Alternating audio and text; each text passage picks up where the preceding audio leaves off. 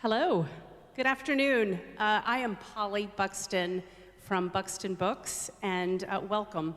We are so honored and happy that you are here with us today. I see some familiar faces, people that have loved Buxton Books from the beginning.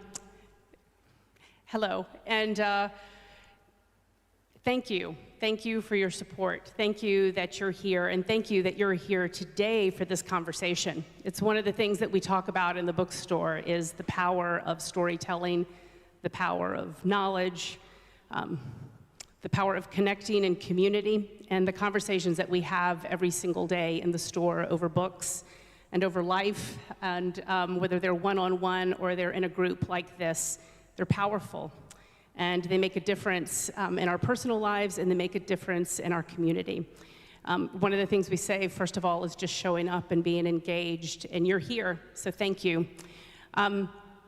For once, we're not asking you to buy any books. We talked about it. We know that these are both readers. Lisa and Annie are readers, and they gave us their book lists, and we even gave them shelves, honorary shelves, over at the bookstore, so you can read along with Annie and Lisa if you'd like to go there. We're at 160 King Street, right on King Street, near the corner of King and Queen. But today, what we are asking you to buy into is not a book. We're asking you to listen and to ask questions and to open your hearts and your minds and engage, and then take the words and the ideas that you get today and go out and share them with this community. We're always talking about curating our bookstore, helping you curate your own libraries. And this week I keep thinking more about how we're curating our community. And so thank you for helping us curate our community. I don't know if you share this with me, but I have been really tired. I've been really, really tired, and that's both personally and collectively. There's been so much life that has happened in the last, there's been a lot of politics that have got us exhausted and trying to tune out and almost cocoon ourselves. My own personal life, I've had a lot of loss recently, and I just felt really tired. And then there were some political events with the overturning of Roe versus Wade, and I'm in my 50s, and I just felt angry and tired and sad. And then I said, put that aside, I'm gonna go to work. And so we were having our Monday managerial level meeting, and our incredible Director of Communications and Events, Becky Lacey, she's here today. This would not have happened without Becky, and our incredible team, Marissa and Angelica, who's not with us, Julian, our leader. And we were having our meeting, and we were about 30 minutes into our meeting, we felt there was this overwhelming collective fury that we couldn't seem to articulate, and we didn't quite know what to do with. And we recognized that we have this platform in the bookstore. It's something that we do every day. We read, we sell books, we seek knowledge, we have conversations with one another, we help one another to articulate our feelings and our thoughts. And we decided right then that we needed to have this civic engagement, this community engagement series. And we reached out, and we thought amongst the 4 or 5 of us that this was super important. And then I walked into the bookstore, and some of our young booksellers had tears streaming down their face. And I'm gonna try to keep from crying right now. There was something that those tears awakened in me, and they were that this is so important what we do, and that we've been given this platform, we've been given this space, we've been given these voices, we have brains and minds to learn, to actually really seek the answers and stop going for just little sound bites and or polarization, but to come together in the bookstore, to come together here in the Unitarian Church. I want to give a shout out of thanks to the Unitarian Church. Because this is a political engagement, they were not able to officially co-host with us, which we honor.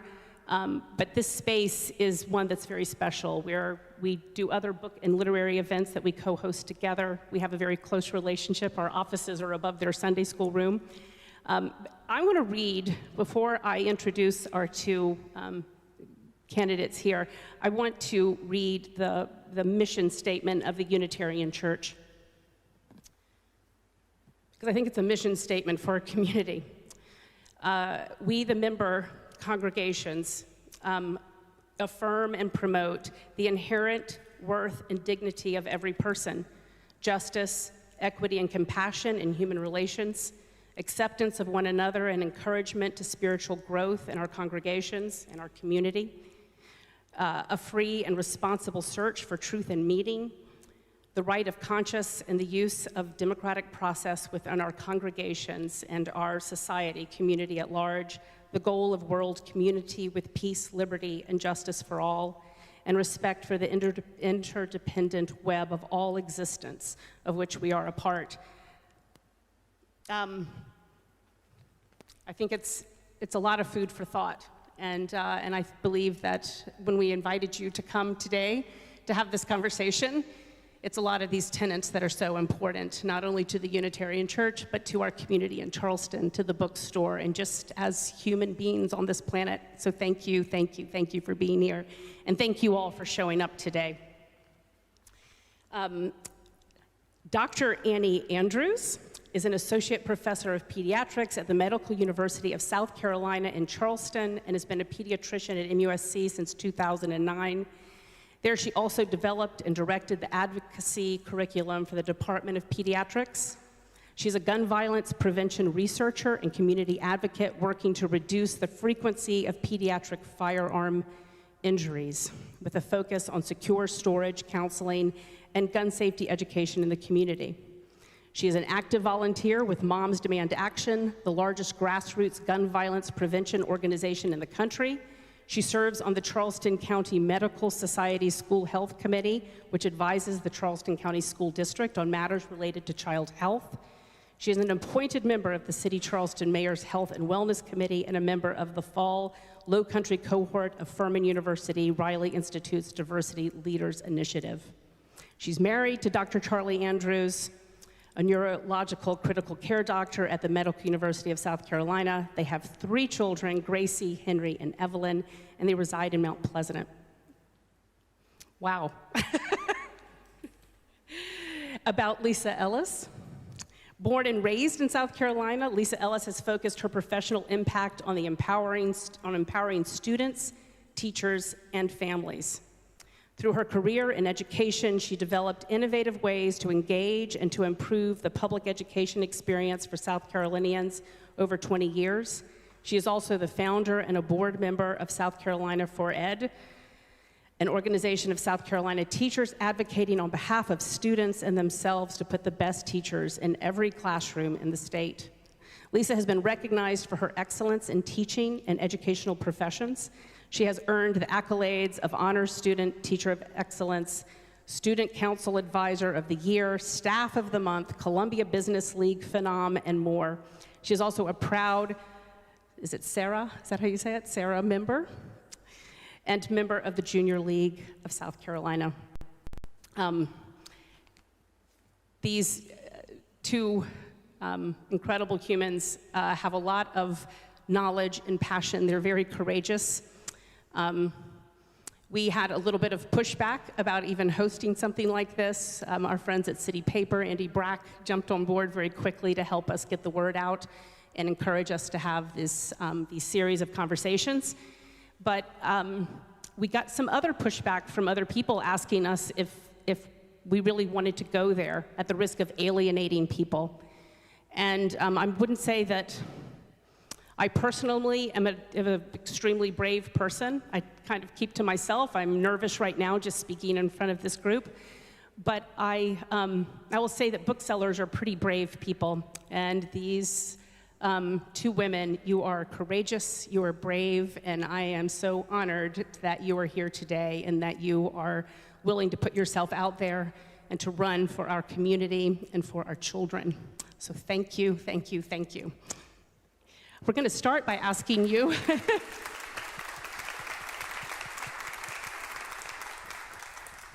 We're going to start. We're going to try to let the two of you be in as much conversation as you can, but we're going to kind of prompt you. I'm going to go ahead and prompt you with some of the topics that we know we want to cover today.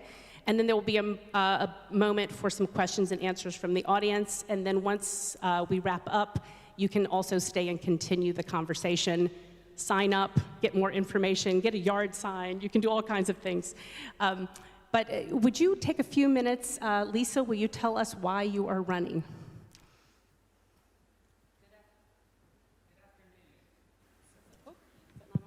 Good afternoon. There we go. Good afternoon, everyone. It's a pleasure to be here, and what a wonderful introduction and just honesty. I appreciate that. And I've got to be honest with you, I'm fangirling a little bit to be sitting next to Dr. Andrews, so if I say something inappropriate, I'm just going to blame it on that. But my name is Ellis. I'm in my 22nd year of teaching. I'm at Blythewood High School in Richland School District 2, which is in Northeast Columbia. And honestly, that's why I'm running. I, for 22 years, have worked with students, and over that time, I've seen how the system that we are in has stopped working for students and also stopped working for teachers. When I founded SC for Ed 4 years ago, I realized that what was lacking in policy was the teacher voice. And so I spent and am spending time fighting for teacher voice to be heard, because when you have happy teachers, you have happy students. And people weren't listening to the point that I needed them to listen. And I spent then 2 years trying to find qualified individuals to run for superintendent of ed that I thought would be great, that we really needed at that level, and they kept telling me no. And now that I'm in this process, I sort of understand why they kept saying no. But I remember it being the end of February, the filing deadline was coming up. And I had a conversation with my parents, who are amazing humans, and I said, I just think I need to try. And my dad, who had spent time at the State House for his entire career, said, you don't want to run. It's ugly, you don't want to run. And I said, I know, Dad, but if I don't try, I will always regret it. And he said, well, think about it. And a week later, I thought about it for a week and called and said, I think I'm going to run. And he said, go for it. And so here I am. My goal is to give every student in South Carolina a high-quality education, regardless of their zip code and their personal circumstances, and really focus on what the actual issues are and work to that end. Every decision that I make in that office will be what is in the best interest of our students. And so that has led me here today to have this conversation with y'all and to really talk about the well-being of our children in South Carolina. So thank you for coming. Annie? Sure, yes. Good afternoon. Thank you all for being here. I'm excited to be here with Lisa, who I also look up to very much, and I'm just so grateful you decided to run for our kids, so thank you. I am a pediatrician at the Children's Hospital, and my whole life was built around my goal of wanting to be a doctor. I knew when I was in preschool, I told my preschool teacher, when I grow up, I want to be a doctor and a mommy with 3 kids. And that's exactly what I am today, and I love my job at the Children's Hospital. It is an incredible privilege to serve our community in that capacity. I never planned to run for office, but my roles as both a pediatrician and a mom drove me to want to do this, made me brave enough to be here. So when you go to work at a children's hospital every day, you can't help but see all of the problems that the most vulnerable among us are facing. I take care of kids who don't have enough food to eat, kids who can't access the internet in their homes. I take care of kids who have to spend the night alone in the hospital because their parents are juggling multiple jobs just to make ends meet. I stand at the bedside of sick children, and I talk to the parents about how to manage their chronic asthma or how we're going to tackle this new diagnosis of diabetes. And the parents often have to pause and ask me how much that asthma inhaler is going to cost or if they can afford their child's insulin. No parent in 2022 should have to take even a moment to wonder if they can afford their child's illness. I've also cared for a countless number of youth who are in the throes of a mental health crisis and cannot access mental health resources in our community. And I have cared for far too many children who have been shot. So working at a children's hospital shined a big bright light on all of the things that are not going very well in our society, but it is my role as a mother that made me brave enough to be here today. So I am a mom who believes our children all deserve leaders they can look up to, leaders that they can trust to fight for them. I believe as adults, our children are relying on us to act with urgency to address voting rights so we can pass down a healthy democracy to our children. I believe they're relying on us to act with urgency on climate change so we can pass down a healthy planet to them. I believe, like Lisa said, every child deserves access to a quality education regardless of the zip code into which they were born. I believe we need a healthcare system that centers patients, not drug companies and insurance companies. I believe my daughters deserve to have the same rights that I had and my mother had. I believe every child deserves to grow up in a country where the definition of justice is not dependent on their skin color. And certainly every child deserves to grow up in a country where gun violence is not the leading cause of death as it is for children in this country today. So those are all of the reasons I'm running. The number one reason I'm running is because my children are watching me. And when they're all grown up, God willing, I want them to be proud of what I did to meet this urgent moment in our nation's history.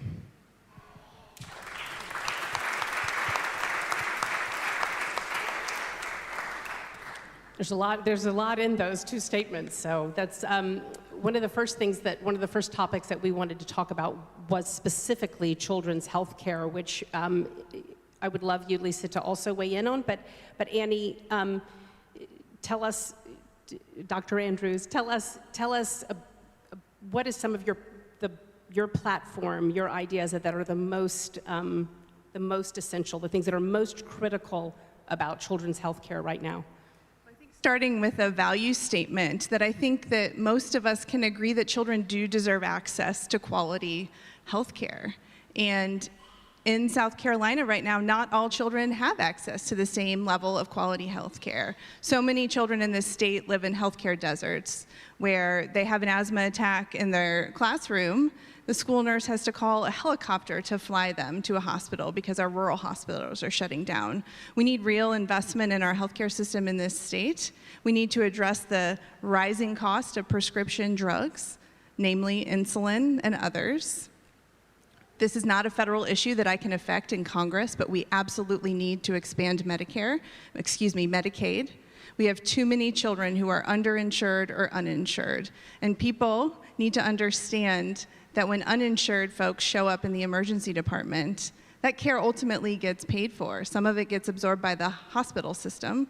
Some of it gets paid for all of those of us who have private insurance, and our premiums go up. So we all benefit if people have high-quality health insurance. And I would just, again, like to go back to the value statement that every child deserves quality health care, and we need to fight to make that a reality for children in South Carolina. Thank you. I will just add from a school point of view, society's problems walk into our doors every day. And so, you made the comment about the nurse having to call a helicopter. We have schools that don't have nurses, and so those students, and when you have particularly chronic ailments in students, they're missing school. And so when we're talking about creating an equitable education, a high quality education, our students need to be healthy and have the resources they need to be able to stay in school and learn and be a part of that social environment. So that is an issue that is very important to schools because we do have chronic absenteeism, often because of the unhealthy students that is really completely out of their control. To piggyback on that, what about mental health for our children? I think many people are probably unaware that at our children's hospital and children's hospitals all across this country, every single night, there's young people, children, who are spending the night in the pediatric emergency department because they need an inpatient psychiatric bed, but we don't have enough beds. And sometimes they spend multiple nights down there, and often they're alone, and they're in the throes of these crises. They're struggling with so many social barriers to adequate mental health, and it's a tragedy. It is a tragedy, and that all got worse with COVID when young adults, young children were isolated from their friends and their social support. And we saw this skyrocketing number of patients struggling with these mental health crises. And I think we're going to talk about it a little bit more, but that intersects with our gun violence crisis as well. And it is just a tragedy, and we can do so much better by our children, but we need an increased level of awareness of what's really going on out there in our community and communities all across this country. You know, one of the things that we as school teachers have talked about for years has been mental health in schools. And it fell on deaf ears. You know, it fell on the fact that we didn't have the funding to deal with it. And then COVID came, and all of a sudden everybody was talking about mental health. And we as teachers were like, where have you been the last 5, 10, 15 years that we've been talking about this? And, you know, what we saw with COVID, particularly with the isolationism, is when, you know, I think of we're in 22, 23, so 21, 22 school year, when schools really sort of came back, whether you were virtual or hybrid or whatever it looked like before. Last school year was really the first year that schools came back in person after COVID, and it was a nightmare. You know, my school, which is a really fantastic school, we had more fights in the first 2 weeks than we had the previous 2018-2019 school year. And it was a shock to us as adults because that was very unusual for our school. But we realized that our 9th graders who were coming in, the last year that they had a normal school year was their 6th grade year. And so you think about the 6th grade maturity level, all of a sudden you're in 9th grade at a high school where 9th grade is way, you know, high school is way more loosey-goosey than middle school or elementary school. And kids didn't know how to handle that freedom, but also a lot of them have been sitting in their rooms for a year and a half, you know, on a computer or not. They would turn their camera off and mute and, you know, go back to watching Netflix or sleeping or whatever it was. And so that's what came back into the schools. And, you know, if we don't address the underfunding of schools, none of that with mental health is going to get fixed, because that's where that underfunding leads to, is access to mental health, access to school nurses, access to training and professional development for teachers. This year has been better. So far for us. I've heard around the other parts of the state that it hasn't been better, which is disheartening to me. But we still are, what we realized as adults is that during COVID, it was hard for adults, right? The isolationism was difficult for us, and we have fully formed brains. And so when you think about, you know, children who don't have fully formed brains having to cope with the same thing that we as adults struggled with, I mean, it just, you know, exacerbated everything. And we're trying to get back to, you know, I want to say a new normal with it, but understanding that these kids, particularly the, you know, what we're calling the COVID kids, we can't compare them to life before that, right? We have to come up with this new understanding of what that trauma is dealing with. And you know, the adults in the school building are also dealing with that trauma. You know, now when I hear students raise their voice because last year it always turned into a fight, I now panic and I'm like, okay, they're just laughing over something. It's okay, it's okay. But there's that trauma that the adults in the school building are also dealing with. So when, you know, when you're looking at all of this, it's not just the children. I know that that's our focus, but it's also on the adults who are having to interact with children and you know, make sure they're okay, but also take care of their own sanity. Well, we were going to ask you about COVID and its effects on all of us, especially children. But since you've just led into that as well, would you like to expand a little bit more on that, Dr. Andrews? Yeah, I think the one point I want to make about this, and some of you have probably seen it in the national news, is the number of children who have lost their primary caregiver to death from COVID.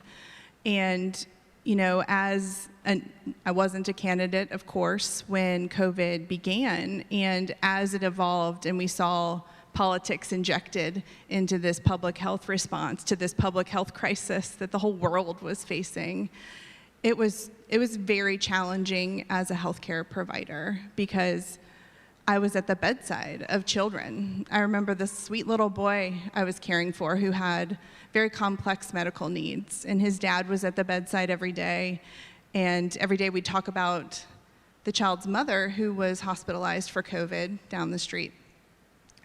And she was doing better, she was getting, her physical therapy, and then one day we walked in and we found out the mother had died. And so that dad just lost his spouse and now was faced with single-handedly caring for this very complex, medically complex child. And I remember I was Saturday morning, we had to rush his discharge out of the hospital so he could go to his mother's funeral. And, to some people in Washington, D.C., people in Columbia, sort of COVID was all just a game and an opportunity to point fingers and score political points.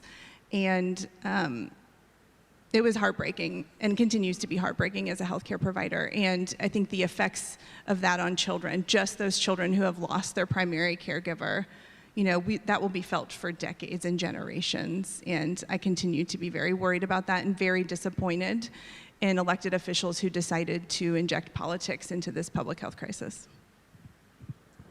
Well, that to me brings up the politicization of education, of the curriculum, of just about everything. There's such a widening polarization that people can't come together and have conversations, and we can't disagree. But just the fact that the office for which you were running, but also the curriculum. This week, most of you may probably know, is that this was Banned Book Week, and that doesn't mean we're celebrating banned books. It's celebrating books that don't ban them, read them.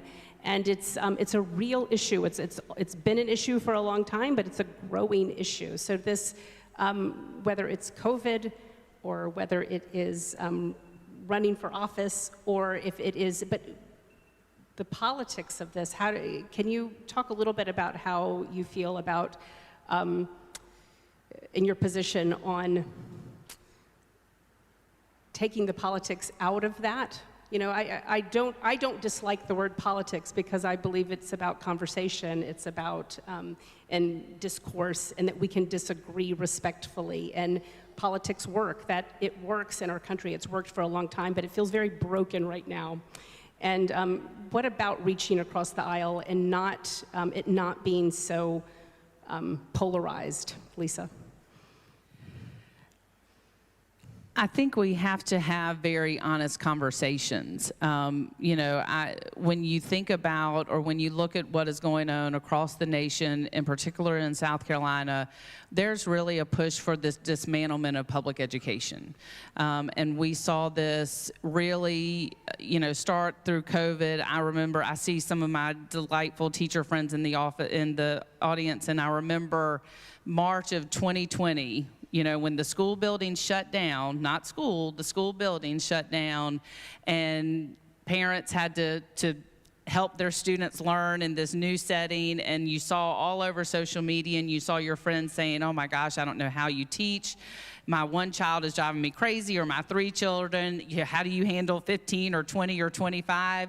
And, there was that sort of teachers are superheroes, which I can go into a whole thing about how that's terrible. But, we really were recognized for the work that we put in every day and all of that. And it was exciting. We thought, we'll get some movement, right? We'll get some movement in changing the situations in schools and helping support teachers. And then the summer came, and I think, and again, I don't really like conspiracy theories, but this is my conspiracy theory, is that people in power were like, oh no, we can't have parents and teachers supporting each other. We're trying to dismantle public education. We're trying to get rid of it. We can't have that happening. And so I remember the push to go back to school, right? And go back to in-person amid some of the highest numbers that we had seen. And then, we went back to school, and that still wasn't good enough. And so then became the politicization of masks, right? Were masks safe or not? And so it was really this movement to separate out, right? To pit us against each other. And all the while you had students suffering, right? Because they'd come into a classroom and, you know, their parents might believe one way about masks and their teachers might believe another way. And so it automatically created a classroom maybe of animosity, which as a teacher, we're taught, you know, children learn when you have good relationships with the people who are teaching. And so it created all of this to continue to lead into that dismantlement of public education. Well, that wasn't good enough, so now you started talking about all the anti-truth stuff, right? The CRT and the banned books and all of that, again, to try and push this, you know, false narrative of whatever you wanted to do to prevent public schools from helping children. And so in my mind, there is nothing more infuriating. Well, I'm sorry, abortion could be more infuriating, that whole thing. But there's nothing more infuriating than creating a false narrative that hurts children. And that's what has been happening. I'm excited to see teachers starting to stand up and school people starting to stand up and fight a little bit louder than they did in the past. But I'm also heartbroken because as I've traveled the state through this campaign, I've seen teachers who are, you know, they quit because they couldn't handle the lack of trust that they felt from the community. And they said, you know, it's just not worth my social and mental well-being to be in this environment. And that's heartbreaking because you know that teachers are there to help kids, and really a lot of the decision making, particularly at school board level, when you're talking about, you know, only certain parts of history can be taught and, oh, we're gonna go in and ban these books, you're putting teachers and anybody who deals with children in a moral dilemma of, here's what's right to help children grow and learn, and yet this is what I'm expected to do. And so that's the fear that I have, is that we have more and more of these lack of conversations, because people will come to me and say, you know, these kids are being indoctrinated. But when I'm able to say, well, you know, tell me about do you have a child in public school? Oh yeah, Jimmy's in the 4th grade. And I'm like, well, tell me about Jimmy's teacher. Oh, well, we love Miss Smith. She is just fabulous. She takes care of Jimmy. And I say, well, but you just said that teachers are indoctrinating kids. Well, Miss Smith's not. And just making that connection, having those conversations. And I think with COVID, we've gotten away from having those conversations, and we've gotten away from really stepping up and having hard conversations. And that's what we need to be willing to have to get through this, because at the end of the day, we for sure are more alike than we are different, and we need to realize that and come back and be willing to break bread together or drink wine or whatever it takes to have these conversations to help us fix our society. I love that with the conversations. Dr. Andrews, do you have anything to add? Yeah, I think I'll just add that, you know, I understand that not everybody in the world is a pediatrician, not everybody in the world is a parent, and I understand that it's not going to be every lawmaker's priority to fight for children. I get that. That's why I think we need a handful of pediatricians in Congress and the State House. I also understand that, you know, there's a lot going on in the world, and it's not, you know, there's a lot to think about. But what I cannot tolerate is elected officials using our children as political pawns. And that is happening more and more and more. You know, I am a proud public school parent and the daughter of an educator, and our children deserve to feel safe in school. Parents have access to teachers and always have. I get so many emails from my parents, my children's teachers, every day communicating with me. So many opportunities to give my thoughts about how things are going in the classroom. To suggest that parents are being shut out of the public education process is ridiculous. We have elected officials who are actively using their platforms to bully vulnerable children, and that is something that I will never stand for. But I don't know how we got to this point where not only are we not prioritizing our kids, I get that, we live in a capitalistic society, but now we're using them as pawns in our political debates. And we all need to use our voices to fight back against that very sort of powerful, evil undercurrent in our society right now.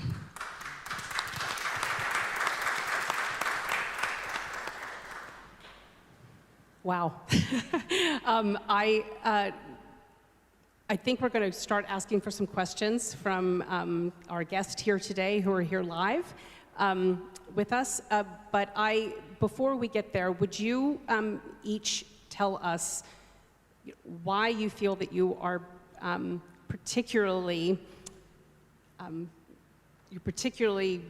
right for your role? Why should we vote for you? And I'm going to be very political about this. I know we're supposed to only be talking about children, so you can only talk about children if you'd like when you say this, but why should someone vote for you, regardless of what their political affiliation is? It's one of the things that, to me, being a Southerner, I am born and raised here, and I feel that I'm a fairly moderate to conservative person, and that my own values and ideals, and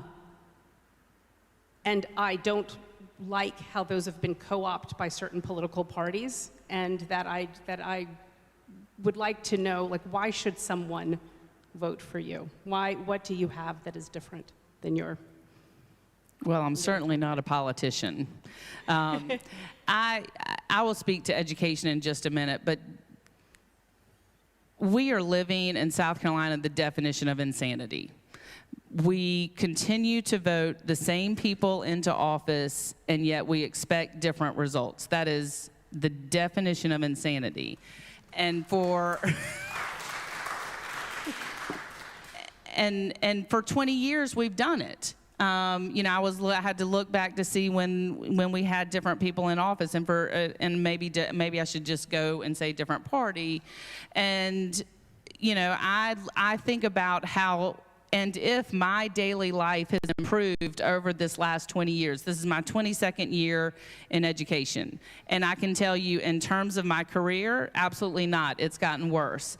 Because of inflation, I'm making less money than I did when I first started. Because of the lack of paying attention to teacher needs, my workload is twice as much.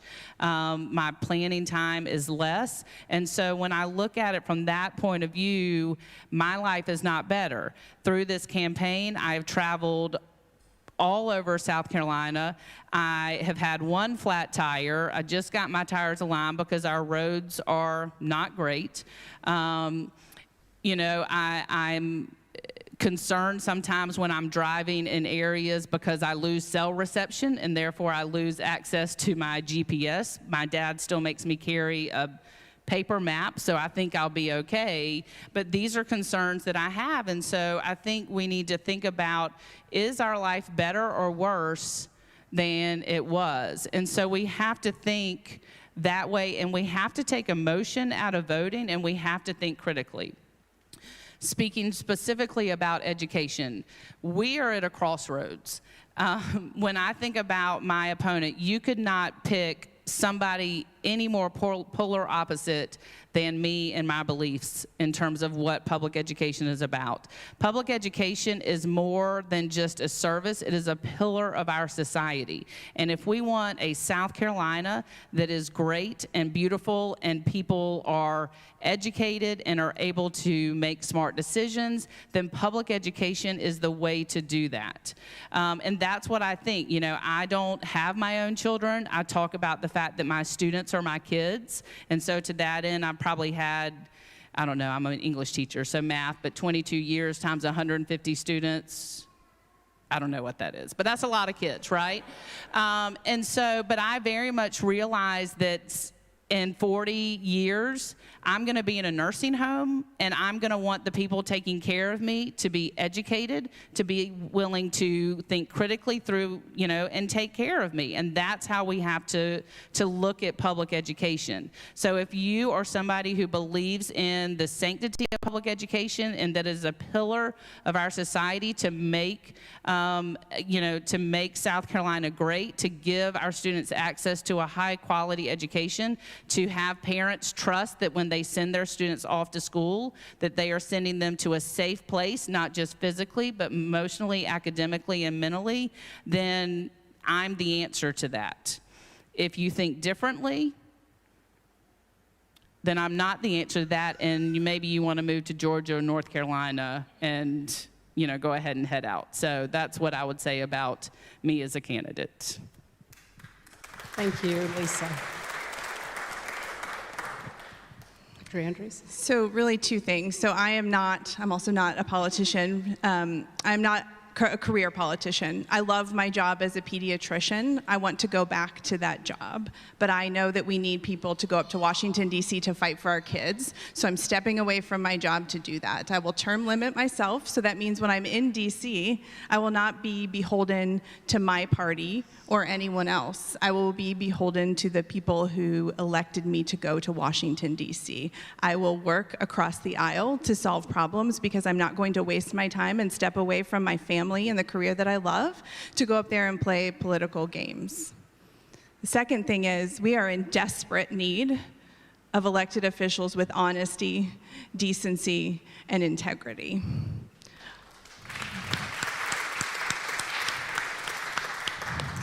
My opponent online yesterday accused me of being a child abuser. And that is the level of our politics in this state right now. And our children deserve better. Every single person in here deserves better than that.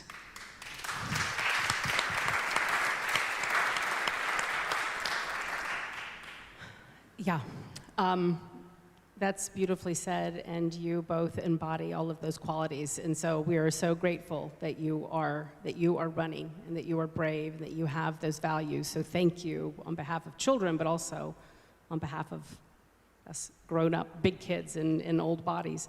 One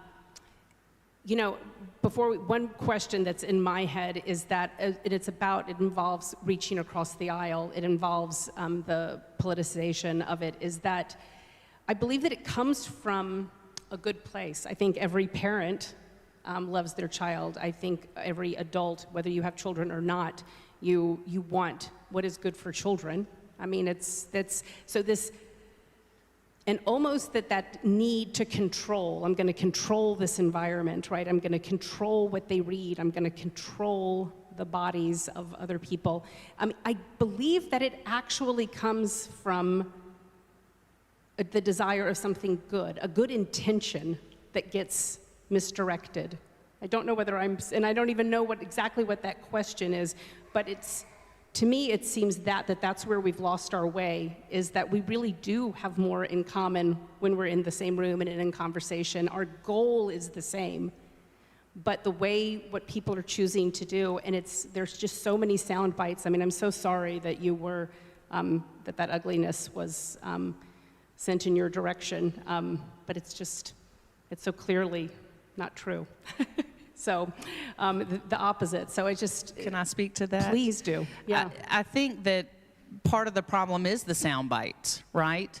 When you talk about a lot of these issues, they're really complex issues.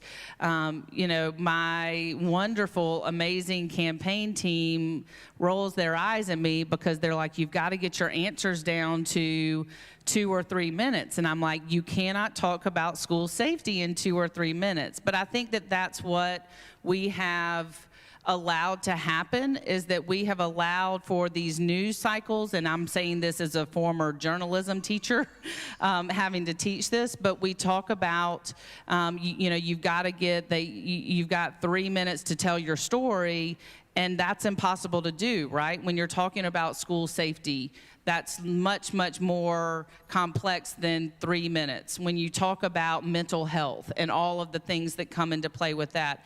But because we have allowed these sound bites to happen, we're not drilling down to what really needs to be part of the conversation. And so, one of the things that as I travel and talk to people, I like to ask the question, particularly, why do you think that is? Why do you think that, or how would you solve it? And so it opens up the conversation to, a much broader list of issues that when you start drilling down to that, you see, there are solutions to it, but people have to be brave enough to willing to do that, right? And so, part of my whole reason for running was to win the office, but to also spend this, 6 months or 8 months talking about the actual issues and saying, education is like a spider web. There's all of these complexities to it, and we haven't been explaining that very well to our society. When people talk about why teachers are leaving and they're, those sort of things, having those conversations, and you say working conditions, but then when you dive into what working conditions look like, they're like, what do you mean you don't get to use the restroom during the school day? What do you mean you don't get to leave campus during lunch? And I'm like, well, I'm responsible for kids during lunch. Like, I can't just leave teenagers alone. Like, that's craziness, right? And so, having those conversations and changing the narrative and saying these are complex issues that are not sound bites, I hope is helping people rethink education and where we are in this state. Dr. Andrews, I'm going to ask you to speak on something that's very powerful, and I know a very big part of your platform, and it's hard for me to even talk about it, but it is gun violence in the schools. And I know that it is an enormous part of your platform, and I would just like you to have a few minutes to share with us your perspective as a doctor, as a parent, and as a future congressperson. Yeah, so as I said, gun violence is now the leading cause of death for children across this country. Can you repeat that? I'm sorry? Just repeat that. Yes. Gun violence is the leading cause of death for children in the United States and for children in South Carolina. And that is a direct result of our elected officials failing to be brave enough to stand up to the gun lobby and pass common sense gun laws that are supported by the vast majority of Americans. Gun owners, non-gun owners, Democrats, Republicans agree that we need expanded background checks, that we need red flag laws, that we need a secure storage law. And these are things that I will fight for the children I have cared for in the hospital who have been shot, for those that have survived, and for those that have not survived. I also do it for my children. My youngest is in kindergarten. That means that this year, she is proudly learning to color in the lines, to write her ABCs, to learn to add, to learn to take turns, and to learn to hide in a closet from a bad man with a gun. She is 5. We are ripping away our children's innocence because we do not have leaders who are brave enough to pass laws that will protect us.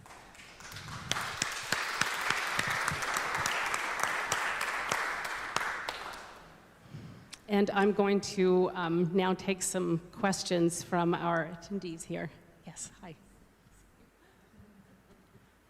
Hi, ladies. Can you all hear me? Okay, so I wanted to talk about something that you both kind of hinted on that directly happened recently here in Charleston, as recently as last week. One of our middle schools, there was an incident where, unfortunately, procedures weren't followed. And because of that, we've now got chaos. And what happened was a middle school class, a PE class, was assigned a reading about transgender children, and then everyone blew up. So, 2 questions. One, well, okay, let me rewind. What the school district did immediately was they stepped into PR mode, and they started to fix the PR situation that they had. That's great, that's fine. Someone accidentally broke a law, we gotta fix that. But what the school district didn't do was they didn't talk about the mental health of the transgendered children in our district, our LGBTQ community. And so, kind of directed to both of you, Lisa, what can we do as a state to protect our LGBTQ plus students? And Annie, if you could address some of the statistics that we have, because yeah, absolutely, we need to be following the law because that's the law, and we are citizens in a state that has created these laws.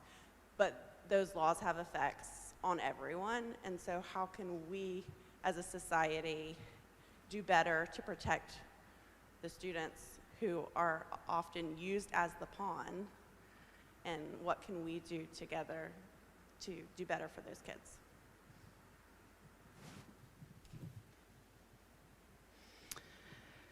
Well, I think we have to stop voting these people into office, right?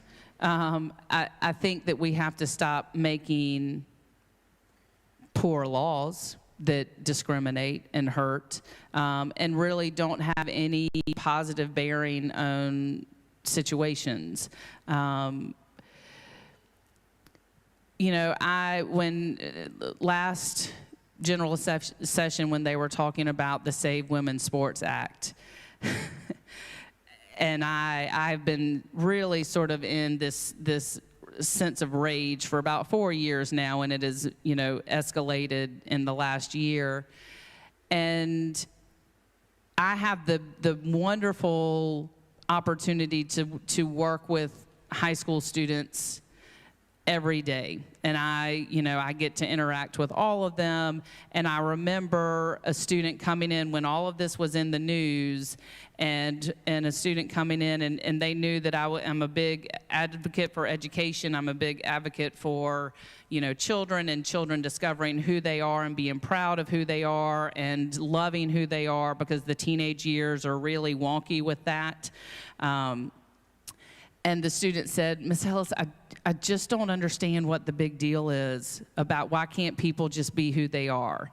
And it was both really saddening and also really uplifting, because these are problems that are not problems, but there are problems that are created by adults. And when I look at our school and the diversity that exists there, and the kids get along with each other and they support each other and they say, you do you, I'll do me, and we'll all be fine, that gives me hope for our future, because they're going to fix this. And let me tell you, these students see through the BS quicker than anybody I have ever seen. And I'm so proud of them, because they're going to change the world. In the meantime, we have to fight like we've never fought before, and we have to protect our kids like we've never had to before. And so I think we need to call out, and I tell people I'm not above shaming others when it is, when they're not thinking about our students, but we live in a different time period, and it's beautiful, right? We live in a diverse world with all kind of different beauty that exists and people that are getting along, and those are the children, and that's the future. And we have to make sure that we are taking care of all of our children, and we have to make sure that our transgender children feel safe, that anyone in the LGBT community feels safe, people of color feel safe. We have to fight for that, because there's the side that wants to take it away. And so, not understanding the specific situation, I can't really speak to it, but I will do everything that I can, again, to make sure that the students in South Carolina are free to be who they are and learn who they're about and how they fit into this society.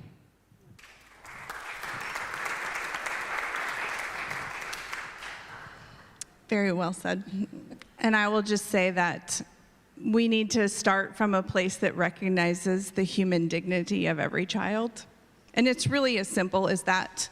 These are vulnerable children who have families that love them, who seek expert care in our community to help them navigate these incredibly challenging situations that should not be problems, but they are problems created by adults. Children are being bullied. You asked about statistics.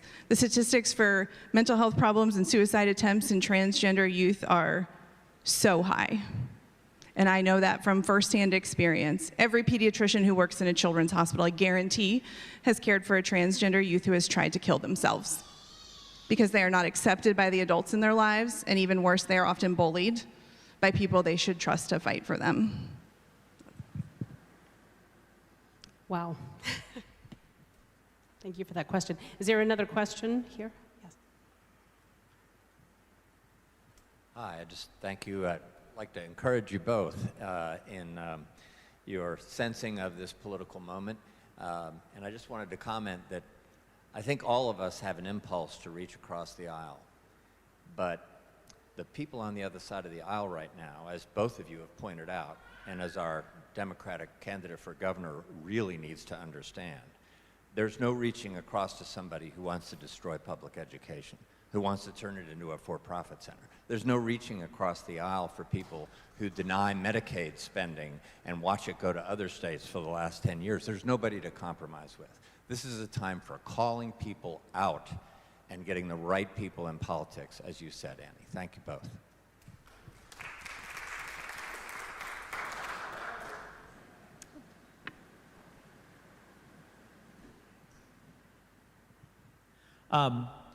I hate to bring it down when the world's on the edge of collapse and insane people are trying to take over the government and turn this into a third-rate redneck version of Nazi Germany. I hate to bring up basic things like human survival, but it's the area I work in. I'd like to know how you see two very different offices relating to the desperately important issues we have in Charleston of public transit and affordable housing. I mean, we're educating kids in the hopes they'll earn enough money to have a decent place to live and a way to live their lives, but increasingly they can't compete for a place to live that puts them within range of where they can work and pays them enough to keep a car on the road and have a roof over their head. And for the disabled, for our elderly, for our working poor, they can't afford to do all of that. This isn't a society in Charleston that works. 25, 30 years ago, when I lived downtown, because I didn't have to send my son to school and had to move to Mount Pleasant to send my son to school, which was expensive. I couldn't go to this church anymore. I don't see well enough to drive. Those people, poor people, live downtown. They work downtown. They could have walked here today. For them, it would have been a 2.5-hour bus trip. So they're not here, and they may not even be able to get home afterwards. So what are we going to do about affordable housing and public transit? Thank you for that question. I agree with you. I think it goes back to something Lisa said earlier, is we continue to elect the same people expecting different results.